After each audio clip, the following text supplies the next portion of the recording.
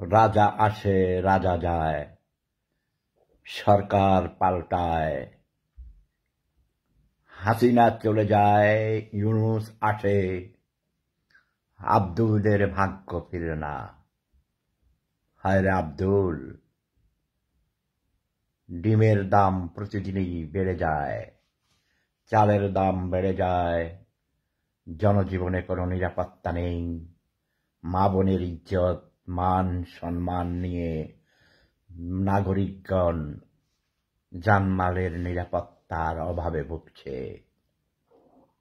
যারা ক্ষমতায় আসে তাদেরই ভাগ্য পাল্টায়,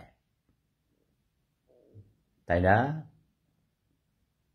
তোমরা এখন স্বাধীনতা খাও।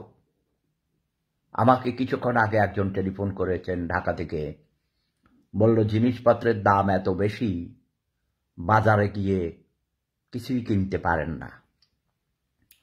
তো আমাকে বলল যে আমরা এখন স্বাধীনতা খাব। স্বাধীনতা খা, তাই না? যাই হোক, এসব কথা, অনেক কথা আছে। ভাব দে হারামজাদা, নইলে মানচিত্র চিবিয়ে খাবো। এমন কবিও বাংলাদেশে কবিতা লিখেছিলেন। গত সপ্তাহে দেখলাম আমাকে লিঙ্ক পাঠাইল, কাম দে হারামজাদা, নাইলে তোর মুন্ডু খাবো। এইসব গালাগালি করে। ভাই, নিজের ভাগ্য নিজেকেই পরিবর্তন করতে হয়, কেউ কারো ভাগ্য পরিবর্তন করে দেয় না। মহান স্রষ্টাও তাই বলেছেন, যে জাতি নিজের ভাগ্য নিজে পরিবর্তন করতে চেষ্টা করে না, মহান আল্লাহ রাব্বুল আলামিন কখনো তার ভাগ্য পরিবর্তন করেন না। আমি খুব অসুস্থ, আপনারা জানেন, যে জন্য আমি অত লাইভে আসি না।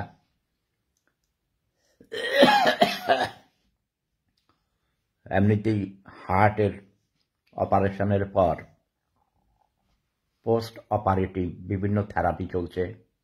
তারপরে আবার গত 3 দিন থেকে কাশি, জ্বর, ঠান্ডা। এই যে ঘণ্টাখানিক আগে করোনা ভাইরাস টেস্ট করে নিল। আমি এখনো ক্লিনিকে, হাসপাতালে। আগামী দিন এখান থেকে আমার ভিয়েনাতে ফিরে যাওয়ার কথা, কিন্তু আমি জানি না করোনা ভাইরাস নাই, এটা আমি শিওর। তারপরও টেস্ট করছে ডাক্তার, আরো অনেক ধরনের পরীক্ষা চলছে।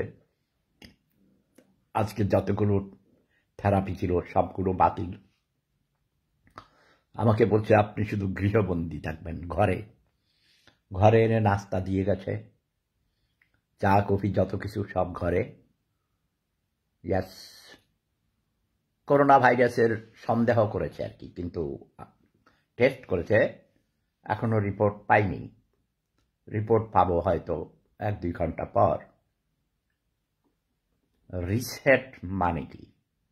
আচ্ছা, রিসেট নিয়ে এত কথা বলার তো কোনো দরকার নাই। আপনারা যারা ল্যাপটপ, কম্পিউটার, স্মার্টফোন ইউজ করেন, রিসেট করতে গেলে কি হয়? এক বেটা এখন টেলিফোন করছে, চিন্তা করুন। দেখছে যে আমি লাইভে, তা দেখার পরও টেলিফোন করে, বেকুব। রিসেট কোনো খারাপ কিছু নয়। আপনার টেলিফোন, মোবাইল যদি আপনি রিসেট করতে যান, তখন আপনার আগের ফাইলগুলো রেখে দিতে পারেন, প্রয়োজনীয় ফাইল, আবার নিষ্প্রয়োজনীয় ফাইলগুলো ডিলিট করে দিতে পারেন। এটাকে নিয়ে এত মুক্তিযুদ্ধের পুরা ইতিহাস ডিলিট করে দিবে, একটু অবান্তর কথাবার্তা, আবেগপ্রবণ কথা। বাঙালিরা অতি আবেগপ্রবণ। ডক্টর ইউনূসকে আপনারা কি মনে করেছেন? সদু পাইছেন? এমনিতে উনি নোবেল পুরস্কার পেয়েছেন, শুধু নোবেল পুরস্কার না, কয়েক হাজার ডক্টরেট, সম্মানসূচক ডক্টরেট উপাধি পাইছেন, কয়েকশো। এত বেশি পুরস্কার পৃথিবীতে কেউ পেয়েছে বলে আমার মনে হয় না। তার জন্য যোগ্যতা লাগে, তাই না? এই লোকটিকে আমি চিনি অনেক আগে থেকেই, অত্যন্ত মেধাবী, অত্যন্ত পরিশ্রমী একজন মানুষ, যে কোনোভাবেই হোক তিনি ক্ষমতায় এসেছেন, কেউ এনে বসিয়েছে, সব আমরা জানি। সরি, এছাড়া কোনো উপায় ছিল না। আমার হাঁটু আপাকে আমি অনেক শব্দ বোমা মেরেছি। তাকে বলেছিলাম জনগণের ভোটের অধিকার ফিরিয়ে দিতে, কিন্তু তিনি আমার কথা রাখলেন না। তিনি রাখলেন কাউয়া কাদিরিয়াদের কথা। এখন আপনারা ধৈর্য ধরে অপেক্ষা করুন। এই ইন্টারিম গভর্নমেন্টকে, ডক্টর ইউনূস সাহেবের গভর্নমেন্টকে আপনারা সহযোগিতা করুন। উনি ফট করে আপনারা বলেছেন গতি বাড়াচ্ছে না কেন? আরে ভাই, সব যন্ত্র তো নষ্ট হয়ে গেছে, রাস্তা ভাঙা, ভাঙা রাস্তায় গাড়ির গতি কি করে বাড়াবে? রাস্তাঘাট মেরামত করতে দিন, ভাঙা গাড়ি একটু মেরামত করতে দিন। Give him time please.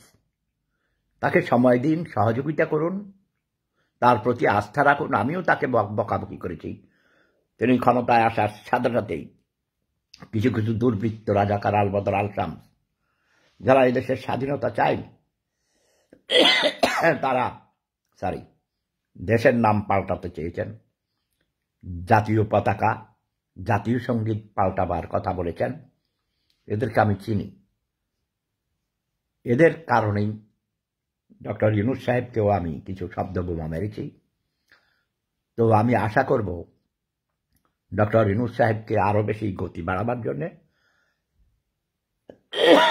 Sorry, আমি সারা রাত কাশির জন্য কথা বলতে পারিনি, ঘুমাতে পারিনি, এখন আর কথা বলতে পারবো না। তো একটাই অনুরোধ, ডক্টর ইউনূস সাহেবকে সবাই সহযোগিতা করুন। সরি, প্রেম ধর্ম সেরা ধর্ম, লাভ ইজ পাওয়ার।